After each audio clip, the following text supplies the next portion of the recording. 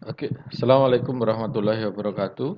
Pada video kali ini saya akan menjelaskan tentang bagaimana menyusun atau mengaplikasikan teori portofolio dari Markowitz. Ya, kita akan membuat sebuah portofolio. Di dalam hal ini saya menggunakan 3 saham. Saudara bisa nanti menambahkan kepada 5, 10, 50, 100 saham atau berapapun jumlah saham yang saudara inginkan. Nah, sebagai contoh, apa yang kita perlukan di sini sebelum kita membuat sebuah portofolio itu ada 4 tabel yang kita perlukan. Yang pertama adalah data mentah, yaitu berupa tabel harga saham, tabel 1. Kemudian nanti sesudah itu kita akan menghitung return saham di tabel kedua. Selanjutnya kita akan menghitung tabel ketiga, yaitu matrik varian covariance, ya, sebagai dasar untuk menyusun portofolio. Kemudian kita membutuhkan juga tabel keempat, yaitu proporsi investasi untuk masing-masing saham yang akan berapa proporsi yang kita investasikan. Oke, kita mulai. Yang pertama kita menghitung return saham, ya, simple sebagai yang sudah ini. Jadi adalah saham, contohnya di sini saya memegang 3 saham, yaitu Unilever, Astra Agro Lestari, dan Jasa Marga. Maka kemudian saya menghitungnya adalah return saham itu adalah harga saat ini dikurangi harga masa lampau atau periode sebelumnya dibagi dengan eh, harga sebelumnya, yaitu, ya. Oke, contohnya adalah di Unilever, yaitu adalah di sini adalah saya menghitung harga saat ini, ya, dikurangi dengan harga sebelumnya, kemudian dibagi dengan harga sebelumnya. Oke, ya, kita sudah mendapatkan return. Ini kan datanya ini adalah data bulanan, ya, kebetulan data bulanan, dan tinggal kita copy aja. Ya, kita copy ke atas dan ke bawah. Nah, maka ini kita sudah mendapatkan data return saham. Nah, kalau kita ingin membuat rata-rata, kita bisa gunakan rumus average, ya, average. Nah, ini average. Nah, kemudian inilah rata-rata, ya. Ini rata-rata. Jadi inilah rata-rata dari return saham Unilever adalah 0,038 atau 3,8% per bulan selama periode ini. Sedangkan Astra Argo Negari adalah negatif 1%. Ya, kemudian Jasa Marga adalah 4,2%. Nah, kalau kita bagaimana mencari variance ya, dari return, kita bisa menggunakan var, di sini rumus, ya, var S, karena S ini adalah sampel, kan. Kalau P itu adalah populasi, karena kita adalah sampel, tidak seluruh data, apa istilahnya, kita hanya mengambil sebagian dari data populasi, maka kita pilih var S, kemudian kita lihat ini, kita pilih, ya, dan kita tutup. Nah, kita sudah dapatkan. Nah, inilah variance, ya, variance return dari Unilever adalah 0,003 atau 0,3%. Nah, ini tinggal kita copy, ya, kita dapatkan ini. Nah, bagaimana cara mencari standar deviasi juga sangat simpel. Kita cari, dia pakai stdef, ya, stdef, tapi kita pilih yang sampel, kemudian kita pilih data return yang telah kita hitung tadi, dan kemudian kita ini. Nah, ini sehingga sudah mendapatkan rata-rata, ya, dari ini, dari standar deviasi dari return saham kita.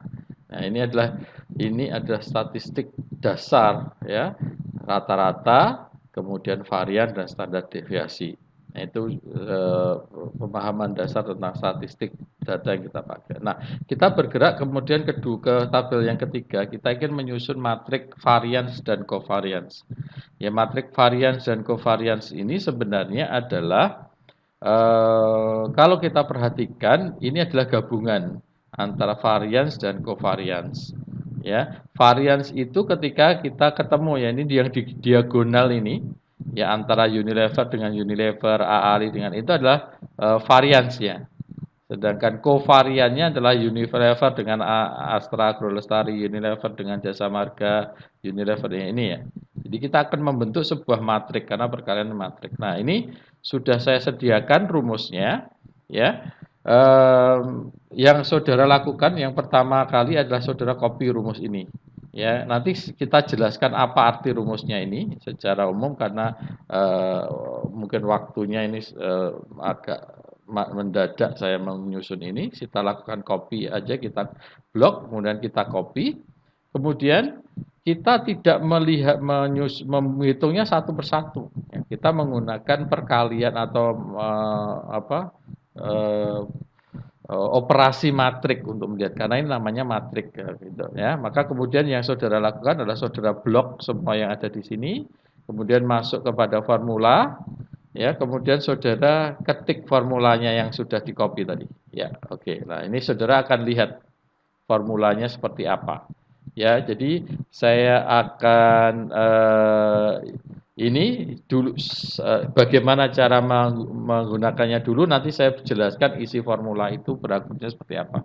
Oke, nah karena kita menggunakan matrik tadi dan kita sudah blok, kita tidak boleh menggunakan melakukan untuk menjalankan formula ini dengan enter saja.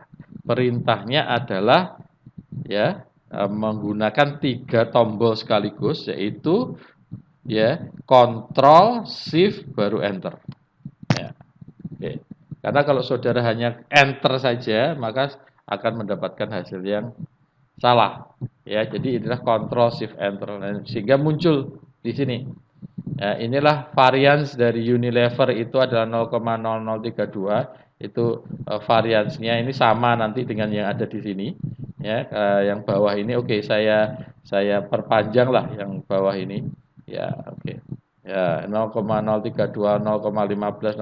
Ya, ini yang sepanjang ini varians ya yang bentuknya diagonal Unilever dengan Unilever Ali. Nah, sedangkan kovariannya itu adalah ketika varian antara variasi antara dua aset yang berbeda, Unilever dan Aksara Agung Lestari 0,12. Ya, ini sama, nilainya adalah sama negatif. Nah, itu cara kita membuat matrik varian dengan kovarian dengan cara yang mudah. Oke. Nah, ini adalah menunjukkan varian dan kovarian itu adalah hubungan antara aset-aset tersebut. Ingat teori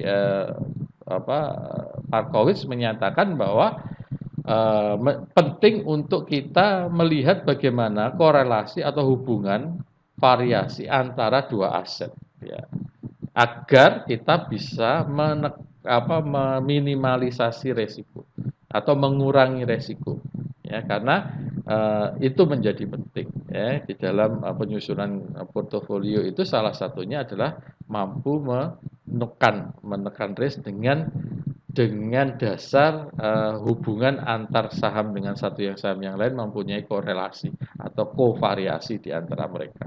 Nah, oke, kita geser ke tabel yang keempat. Tabel keempat ini adalah kita menentukan proporsi investasi ya. Dalam hal ini sebagai contoh adalah kita Unilever kita alokasikan ini awalnya dulu aja 40%. Jadi kalau saya punya 100 juta maka 40 juta saya taruh di Unilever, kemudian Astra Agrolestari 30%, kemudian Jasa Marga adalah 30%, ya 30%. Ya, sehingga total dana yang saya investasikan ke 3 saham ini adalah berjumlah 100%. Nah, sekarang bagaimana cara menghitung expected return? Ya, kita geser ke expected return. Ya.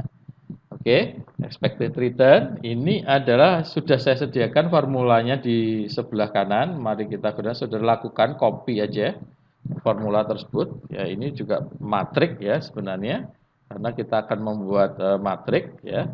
Ya, ini saudara tidak di value, jadi di sini dulu saudara paste dulu. Nah, ini pada hakikatnya kan sebuah matrik. Ini kalau ini sederhana, ya, tidak sekompleks varian. Intinya adalah mengalihkan antara rata-rata return ini dengan proporsinya, yaitu 0,38 return untuk Unilever, sedangkan proporsi Unilever adalah 40%. Ya, demikian juga. Ini cuma di sini saya buat perkaliannya matrik. Ya, di sini F16H16 ini adalah returnnya, saya kalikan ini ada proporsi untuk masing-masing saham. Itu 40, 30, 30. Ini saya transpose itu karena kita menggunakan perkalian matriks. Ini harusnya posisinya vertikal. Jadi ini horizontal ya. Ini adalah matrik dengan satu baris 3 kolom. Nah, harusnya kita kalikan dengan matrik 1 kolom 3 baris. Nah, kebetulan ini adalah 1 baris 3 kolom, sehingga harus saya transpose, harus saya putar matriknya menjadi 1 kolom 3 baris. Nah, jadi ini 1 baris 3 kolom saya kalikan dengan 1 kolom 3 baris dengan cara transpose ya.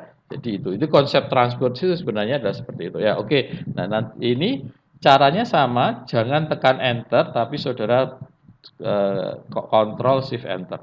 Nah, saudara akan mendapatkan inilah expected return.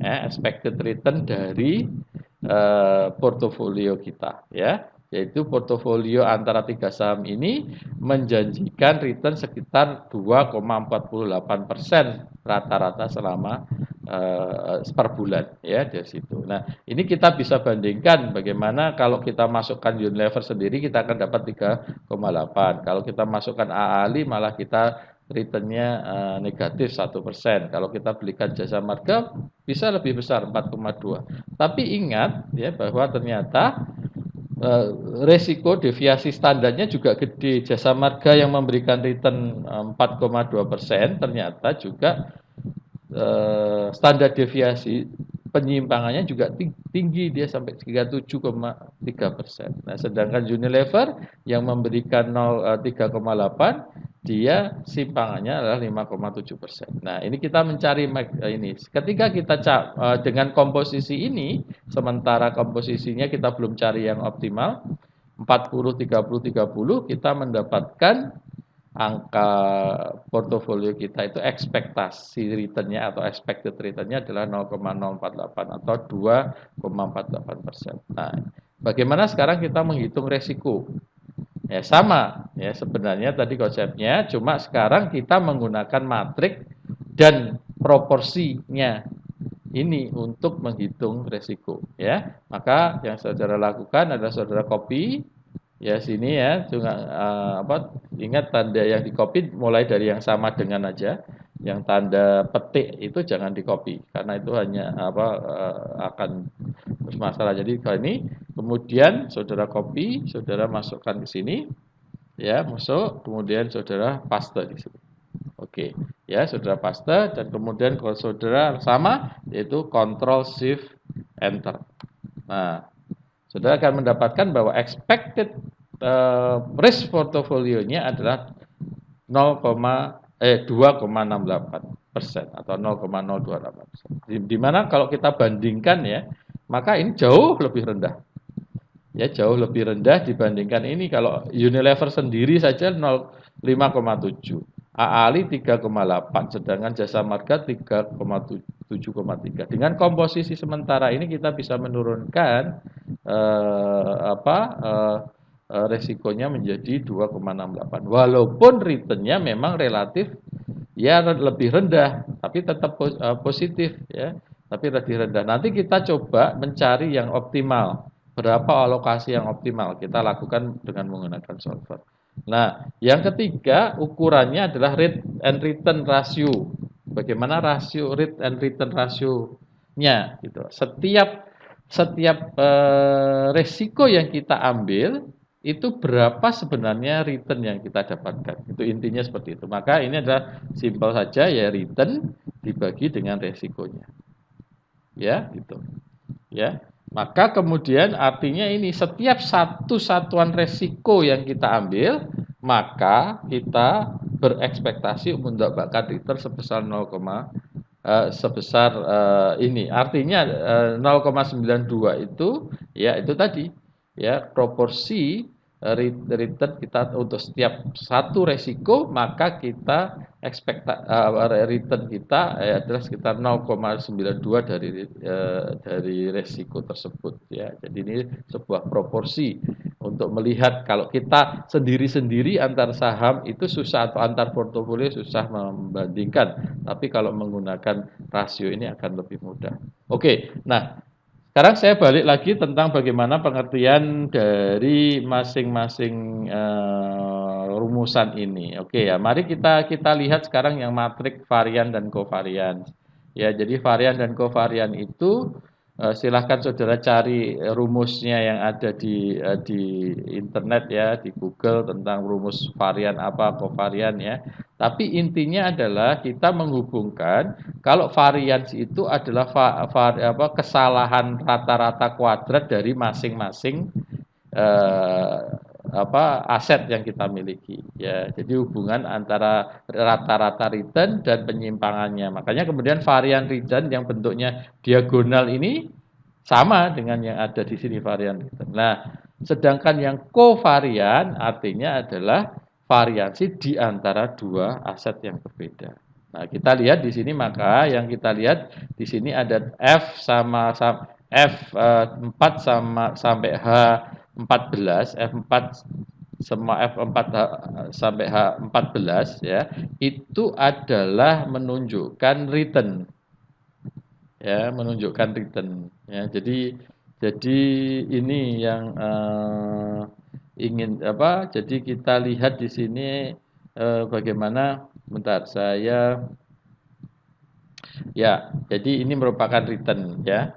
Ya, ini F14 dikurangi ya ini sekali lagi kan penyimpang ini kan returnnya dikurangi F16 sampai H16 ya.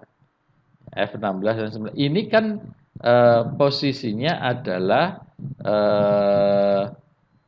rata-ratanya. Jadi pengamatan dikurangi rata-ratanya sehingga kita tahu errornya atau penyimpangan dari rata-ratanya. Yang itu nanti kita kalikan dikuadratkan. Balik di sini F14, F4 sampai 14 dikurangi F16. Jadi dua hal ini adalah merupakan dikalikan gitu. Jadi dikuadratkan. Namun dalam bentuk matriks ya. Jadi karena dua sisi kita mau membuatnya dua sisi yaitu jadi dari pertama adalah berbentuk vertikal dan horizontal gitu ya, perkalian matriknya seperti itu ya. Jadi ini adalah kita menentukan adalah varian dan kovarian. Jadi agar kenapa kok pengaliannya ini kovarian ini karena kita ini jadi agar dibalik ya ditranspos itu agar memenuhi syarat yang seperti tadi ya. Jadi bentuknya pertama adalah returnnya ini berdiri kemudian kita balik dia menjadi datar jadi antara baris dan kolomnya dibalik ya dengan transpos ya itu.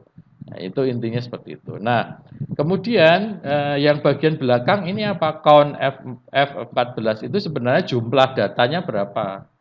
Nah, itu F4 sampai F14 itu menghitung jumlah data ini. Ya, data kita itu adalah 1, 2, 3, 4, 5, 6, 7, 8, 9, 10, 11. Ada 11 data. Ya, ada 11 data. N-nya 11. Kemudian dikurangi 1. Ya, karena ini kita sampel. Kalau populasi nggak perlu dikurangi 1. Jadi ini hasilnya 11 dikurangi 1 dibagi 10. Artinya ini adalah rata-rata. Ya, rata-rata varians dan rata-rata covariance. Ya, tuh. Jadi itu arti dari matrik varian dan kovarian. Nah, sekali lagi ingat ketika kita sudah lakukan ini jangan di enter tapi kemudian kita lakukan control shift dan kemudian enter. Oke.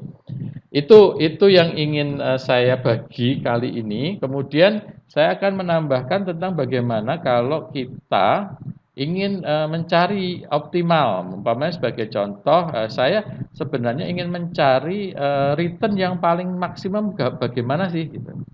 Ya, dengan cara merubah komposisi bukan merubah sahamnya tapi merubah komposisinya seperti apa gitu ya. Ya, kita bisa menggunakan data di sini ya di tab data, terus kita cari solver ya di situ. Di bawahnya ada data analisis atau solver. Nah, kalau kita belum muncul di tempat saudara, maka saudara bisa memunculkannya. Ya, biasanya secara standar Excel belum muncul, maka saudara bisa pergi ke file, kemudian saudara masuk ke more, kemudian masuk ke option. Ya, nah kemudian saudara cari selanjutnya adalah di add in, ya. Kemudian di bagian bawah ada Excel add-in Go. Nah, saudara cari dicentang ini. Ini adalah alat-alat analitik ya. Biasanya yang saya pakai itu analisis toolpack ini untuk statistik, sedangkan yang selanjutnya adalah yang ini yang kita cari pakai solver yaitu add-in. Ya. Oke. Oke, ini kalau kita oke, dia sudah akan muncul di sini. Ya, sebagai contoh, saya ingin mencari, oke, saya nggak peduli resiko, pokoknya saya mau cari return yang paling besar. Nah, makanya gitu kita gunakan solver ini, ya. Kita solver, ya. Mari kita gunakan solver ini, gimana ya, agar bisa nampak semuanya, ya. Oke, di sini. Nah, kita pertama adalah set subject, ya. Set subject itu adalah target, ya. Target yang kita mau cari, ya. Dalam hal ini saya mau ke expected return ini. Saya mau memaksimalkan, ya. Expected ini kita pilih, ya. Expected returnnya ini kita pilih, ya. Kita masukkan di sini, tutup ya. Oke, nggak apa-apa. Ya, kemudian kita pilih kita mau memaksimalkan, kita mau meminimalkan atau mencari nilai tertentu. Oke, dalam hal ini karena return saya mau coba deh maksimalkan return gitu ya. Maka saya mau maksimalkan return. Ya, dengan cara apa? Saya ngutak-ngutik atau istilahnya mencoba mencari proporsi yang pas agar return saya optimal. Maka saya pilih di sini adalah yang saya rubah-rubah itu ini. Ya, 40, 30, 30 ini. Saya mencari komposisinya agar dia menghasilkan return yang paling besar. Nah, kemudian saya membuat sebuah batasan-batasan, syarat-syarat. Ya, syarat-syaratnya adalah tentunya jumlahnya, gitu ya. Kita add sebuah syarat bahwa ini ya, sel ini ya, contohnya total alokasinya, ya, total jumlahnya ini itu harus sama dengan satu, ya, constraint-nya satu. Satu kan berarti 100%. Itu kan satu, ya, gitu. Ya, saya tambahkan di sini add. Itu artinya apa di situ? Kita sebentar, sorry. Cell reference ini, oke, sorry. Maaf. Oke, salah. Jadi cell reference ini dia ya harus lebih besar dari 0. Maaf, tidak boleh negatif ya. Jadi dia harus lebih besar sama dengan 0 ya. Jadi saya menginginkan sebuah investasi bahwa nilai dari 40, 30 itu harus lebih besar. 0 boleh 0, artinya tidak investasi di saham itu. Ya, tapi tidak boleh negatif. Ya, seperti itu. Jadi dia harus lebih besar. Oke. Kemudian saya oke ya. Nah, nanti akan muncul ini ya. Ini mohon maaf ini saya delete ya, ini kelihatannya enggak atau perlu ya. Oke ya, ini yang pertama tadi jumlahnya harus sama dengan 1, sedangkan nilai-nilainya itu tidak boleh dengan 0. Ini adalah syarat yang saya masukkan ya. Oke, nah sekarang ini ya cukup sementara ini syarat ini saja dulu ya. Syarat utamanya adalah saya ulangi lagi, yang ini sama dengan 1 itu artinya total dana yang saya investasikan harus sebesar 100%, sedangkan syarat yang ini tadi yang proporsi tidak boleh negatif ya, harus lebih besar atau sama, minimal adalah sama dengan 0. Ya, itu adalah sebagai syarat. Nah, mari kita sekarang ada beberapa pilihan, silakan make unconstrained variable non negatif ya. Jadi kita pastikan ini karena kita tidak melihat yang inti yang kita gunakan itu tidak menghasilkan variabel yang non negatif, kita centang. Nah, ini ada beberapa pilihan ya. Pilihan bagaimana, ada metode-metode ya. Nah, saudara bisa pakai umpamanya pakai simplex LP atau evolutionary GRJ nonlinear. Nah, dalam ini saya pakai simplex LP saja, yang paling sederhana saja. Oke, nah mari kita jalankan, kita solve. Ya, kemudian dia akan membuat, ternyata solver found a solution. All constraints are obtained conditions are satisfied. Artinya server menemukan solusi atas permintaan kita dan kemudian semua constraint, semua batasan yang kita itu adalah bisa dipenuhi. Nah, keep solver solution, yes, ya kita oke. Nah, maka akan kelihatan. Kalau saudara tujuan saudara hanya memaksimalkan return, maka saudara akan diperintahkan atau ya saudara pilih aja jasa marga. Karena jasa marga secara ini aja sendirian aja returnnya 0,4. Tapi ingat bahwa resikonya juga tinggi, yaitu 0,073 ini gitu loh. Sehingga kita lihat return risk-nya sekarang menjadi menurun. Karena return risk ratio itu semakin tinggi semakin baik. Ya, artinya saudara berisiko. Setiap 1% resiko yang saudara hadapi, saudara itu hanya mendapatkan pengembalian sebesar 0,58 atau 58% saja. Ya, tadi waktu 40, 30, 30 masih ingat returnnya adalah 2, sekian, tapi risk and returnnya tinggi 0,9.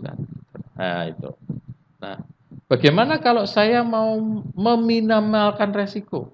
Bagaimana kalau saya mau meminimalkan resiko target saya? Oke, maka saya coba lagi. Ini solver. Kita gunakan, kita set objeknya sekarang adalah resiko, meminimalkan resiko, dan pilihannya adalah minimal. Gitu. Ya, meminimalkan ini pilihan resiko. Nah, kita cari, ya sudah yang lainnya biarin saja sama, kemudian kita solve. Nah, dia menemukan lagi, ya oke. Kemudian kita dapatkan. Nah, itu. Nah, kalau saudara lakukan itu juga, ada permasalahan. Ini ada peringatan tadi. Kalau saya mau meminimalkan ini, ya, kemudian dengan cara meminimalkan dengan cara merubah ini, ya, kemudian saya menggunakan simplex dengan ini lebih besar dari 0 dengan tetap 1. Oke, seharusnya tidak ada masalah. Oke, solver ada peringatan enggak? Oke, ya. Ya. Nah, ini kadang-kadang yang jadi permasalahan adalah seperti itu ya. Ini ya. Jadi saya tidak tahu ini apakah mungkin hanya di laptop saya saja. Jadi kadang itu ketika ada sesuatu seperti ini, perhitungan yang sebenarnya simpel, cuma ada dalam proses itu ada sedikit kesalahan. Kemudian dia nggak selesai-selesai kayak gini. Ya, jadi saya mohon maaf, nanti saya perbaiki lagi karena videonya cukup mendadak. Nah, saudara bisa lakukan itu, gitu loh. Saudara bisa lakukan metode solver ini dengan yang lain, termasuk saudara letakkan di return and raise. Jadi memaksimalkan rasio return dan raise dengan solver. Nah, biasanya kalau kita berbicara portofolio, yang kita tuju adalah memaksimalkan return dan rasio return dan resiko ini. Artinya setiap resiko yang kita ambil, berapa expected return yang dijanjikan, itu yang kita maksimalkan. Jadi kita mempertimbangkan antara risk dengan resiko. Ya, kalau kita sendiri-sendiri mencari return yang paling besar, mengabaikan resiko, ya itu berbahaya. Sebaliknya kita meminimalisasi resiko, tapi mengabaikan return juga tidak optimal. Nah, artinya bahwa di dalam melakukan portofolio kita tetap mempertimbangkan dua sisi antara risk dan return, di mana itu ditunjukkan dengan rasio return terhadap risiko. Semakin besar rasio ini berarti adalah semakin baik. Itu saja saudara sekalian dari saya, nanti, karena ini masih ada hang, tidak jalan ini saya mohon maaf, tapi, kita akan bisa diskusikan nanti selanjutnya di kelas. Itu saja dari saya, mohon maaf, terima kasih. Assalamualaikum warahmatullahi wabarakatuh.